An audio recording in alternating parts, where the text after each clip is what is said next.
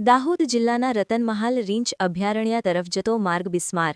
આમ આદમી પાર્ટીએ કલેક્ટરને આવેદનપત્ર આપ્યું. દાહોદ જિલ્લાના પ્રખ્યાત પર્યટન સ્થળ રતનમહાલ રીંછ અભયારણ્યને જોડતા મુખ્ય માર્ગોની અત્યંત દયનીય હાલતને લઈને આમ આદમી પાર્ટી આક્રમક મૂડમાં જોવા મળી રહી છે.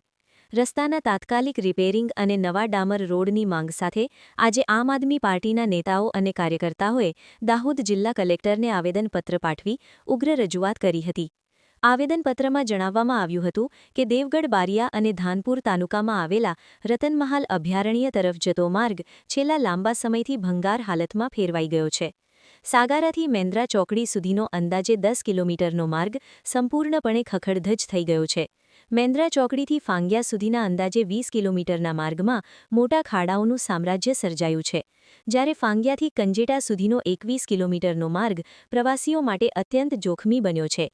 આગામી દિવસોમાં દિવાળી વેકેશનના કારણે વડોદરા, સુરત, અમદાવાદ ઉપરાંત રાજસ્થાન અને મધ્યપ્રદેશથી મોટી સંખ્યામાં પર્યટકો રતનમહાલ અભયારણ્યની મુલાકાતે આવે છે. પરંતુ રસ્તામાં પડેલા વિશાળ ખાડાઓના કારણે અકસ્માતનો ભય સતત તોડાઈ રહ્યો છે. સ્થાનિક નાગરિકો તેમજ પ્રવાસીઓને પડતી હાલાકી બાબતે અગાઉ મુખ્યમંત્રી તેમજ પ્રભારી મંત્રી અર્જુનસિંહ મોઢવાડિયાને લેખિત રજૂઆત કરવામાં આવી હતી. તેમ છતાં આજ દિન સુધી કોઈ નક્કર પરિણામ જોવા મળ્યું નથી. આમ આદમી પાર્ટીના નેતાઓએ પ્રશ્ન ઉઠાવ્યો કે વર્ષ 2025માં આ રોડનું ટેન્ડર પાસ થઈ ગયા બાદ પણ કામ કેમ શરૂ થયું નથી.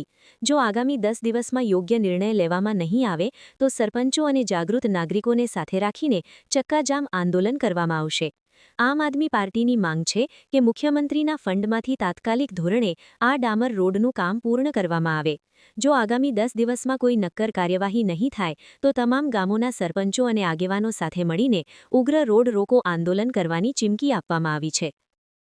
રોજ અમે દેવગઢ બારિયા તથા આમ આદમી પાર્ટીના કાર્યકરો સરપંચો ભેગા મળી જે દેવગઢ બારિયા તાલુકાના ફાંગિયાથી કંજેટા સુધી ત્યાં રીંછ અભયારણ્ય આવેલું હોય, જે રસ્તાની બહુ ખરાબ હાલત હોય અને જ્યાં દર શનિ રવિવારે એટલા બધા પ્રવાસીઓ આવતા હોય, એમને એટલી બધી હાલકી પડતી હોય કે સુરત, અમદાવાદ, બરોડા જેવા સિટીના માણસો આવતા હોય અને અમારા ગ્રામ્ય માણસોને એટલી બધી ખરાબ હાલત હોય ત્યારે અમે વારંવાર સીએમ સાહેબને તથા પ્રભારી મંત્રી દાહોદ જિલ્લાના અર્જુનભાઈ મોઢવાડિયાને લેખિતમાં જાણ કરવા છતાં આજ દિન સુધી કોઈ કાર્યવાહી કરી નથી.